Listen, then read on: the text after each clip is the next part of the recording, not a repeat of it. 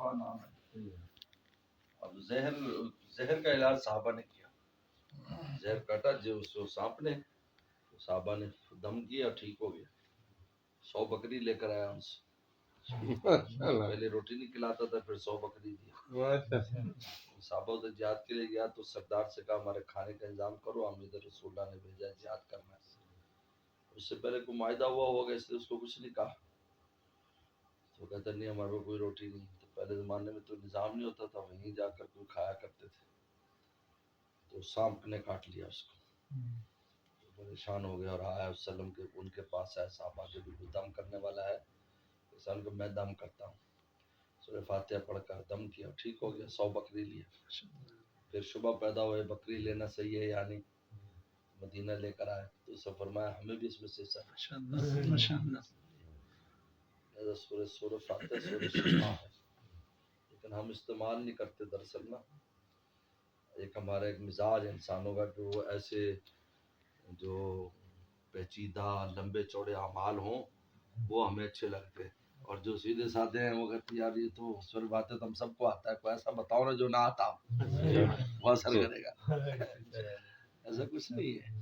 ایسے کوئی الٹے سیدھے الفاظ اور الٹے سیدھے وہ ہوں، ایسا کچھ نہیں ہے. اسی میں سب کچھ ہے، لیکن اس کا ظاہر دیر سے ہوتا ہے اثر. یعنی کچھ عرصہ کرتا رہے گا تو پھر اثر ظاہر ہوگا اس کا.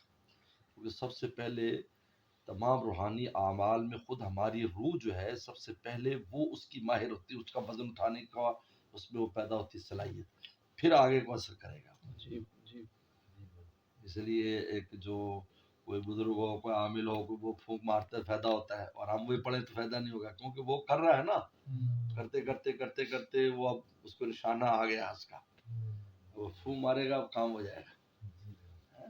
اور اگر ہم کریں گے تو نہیں ہوگا، کیونکہ ہم ایسے ہی نا پہلی دفعہ گولی چلائے تو کب نشانے پر آتا ہے، بعد میں ماہر ہو جاتے. تو یہ روحانی اعمال میں اس کی بہت اہمیت ہے.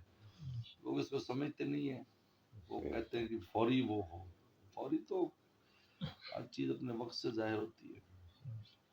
اسی وجہ سے نماز، فرض نماز میں پہلے سنتیں رکھی تاکہ ہماری روح نماز کی وزن جو اصل نماز آئے گی فرض اس کے وزن اٹھانے کی اہل ہو جائے. تو یہ 2 رکعت 4 رکعت جو پہلے ہوتی ہیں ہماری روح کو ایسے سیدھا کر لیتی ہے، ریڈی ہو گئی. اب جب فرض شروع ہو تو اس پورے اڑان پر ہو. یہ اس میں عجیب حکمت ہے. تمام اعمال میں اب دیکھیں گے اس سے پہلے کوئی ایسا عمل ہے. ہم حج کرنے جا رہے ہیں تو اس کے اندر سب سے پہلے طواف رکھ دیا، حالانکہ اصل طواف تو بعد میں آنا ہے، لیکن پہلے رکھ دیا تاکہ ہماری بالکل خانہ کعبہ سے مناسبت پوری ہو جائے.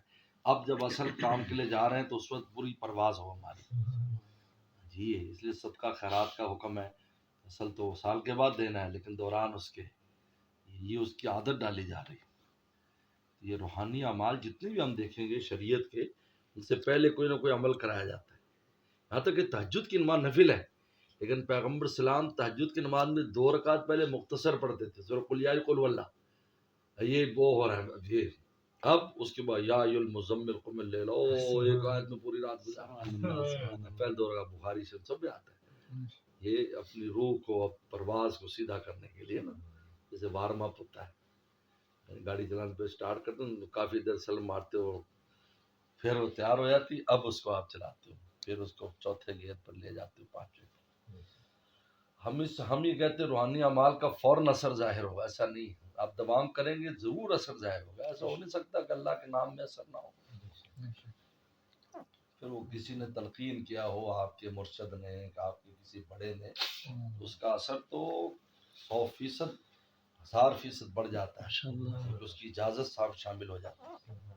اجازت جب شامل ہو جاتی تو اس کے اثرات بڑھ جاتے ہیں. از خود آپ جتنے اعمال کر لیں فائدہ نہیں ہوگا، کیونکہ ہر چیز میں استاد چاہیے نا. ڈرائیونگ میں بھی استاد چاہیے، نشانہ بازی میں بھی استاد چاہیے. ایسے تو بندوق کو ڈنڈا لگا دے، وہ بتایا کہ کس طرح لگایا جاتا ہے، سکھایا جاتا ہے.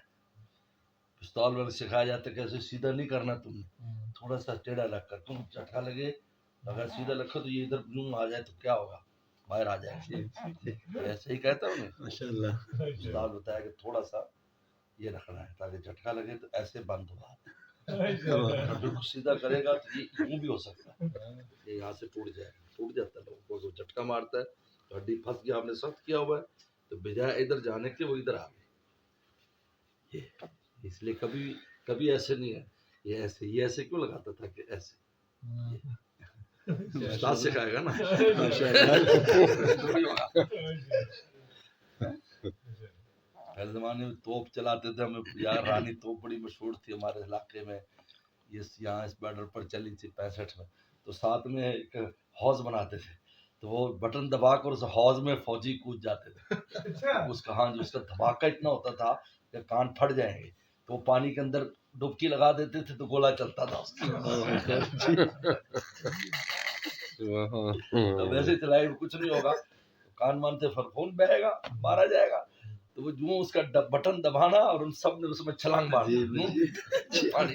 تو اس کی وجہ سے، پانی کی وجہ سے آواز میں کمی ہو جاتی تھی. حیرانی تو بڑی مشہور تھی جو صدر ایوب نے خود بھی چلائی تھی، یہ لاہور بارڈر پر بھی، ہمارے اس بارڈر پر. تو بہرحال روحانی اعمال میں بھی یہ بہت اہم بات ہے. اس طرح تلاوت ہے، اس تلاوت کے اثرات بھی کرتے رہو گے تو ظاہر ہونا شروع ہو جائیں گے. 1-2 دن تلاوت کرو گے تو اس کی وہ حلاوت ظاہر نہیں ہوگی، آہستہ آہستہ ماشاءاللہ. کیا پروگرام ہے آپ